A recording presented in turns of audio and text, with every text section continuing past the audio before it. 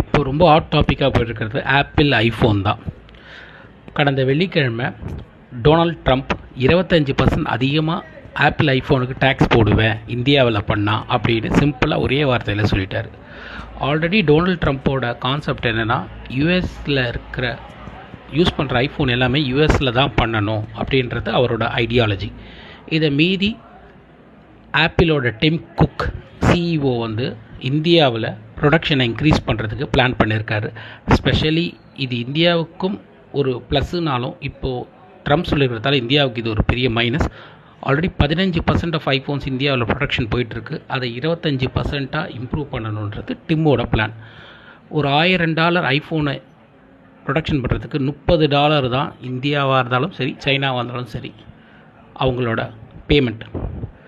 So இது பார்த்திங்கன்னா ரொம்ப கம்மி தான், ஈக்குவலண்ட் ஆப்பர்ச்சுனிட்டி தான். ஸ்பெஷலி தமிழ்நாட்டில் ஸ்ரீபெரும்புத்தூரில் ஃபாக்ஸ்கான், டாடா எலக்ட்ரானிக்ஸ், பென்டகிரான்னு சொல்லிட்டு நிறைய கம்பெனி இந்த இண்டஸ்ட்ரியில் ஒர்க் பண்ணுறாங்க. இவ்வளோ கம்மியான சேலரிக்கு ஸ்டாஃபிங்க்கு அமெரிக்காவில் அவங்களுக்கு கிடைக்காது. ஏன்னா குறைஞ்சபட்சம் இங்கே ஆவரேஜ் சேலரி பார்த்திங்கன்னா $17,000 $20,000 தான் ஒருத்தருக்கு பே பண்ணுறாங்க. மோஸ்ட்லி இதில் ஒர்க் பண்ணுறது பார்த்திங்கன்னா பெண்கள் தான் இந்த இண்டஸ்ட்ரியில்.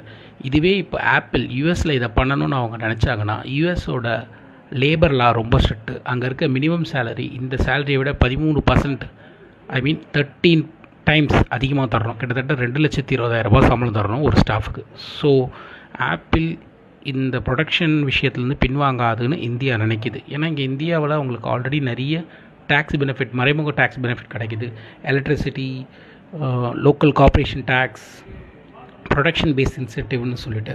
ஸோ இப்போது ட்ரம்ப்போட இந்த 25% டேக்ஸால் தான் நம்ம எல்லாம் குழம்பி போயிருக்கோம். கிட்டத்தட்ட தமிழ்நாடு, இந்தியா ரெண்டுத்துக்குமே இதனால் ஒரு பெரிய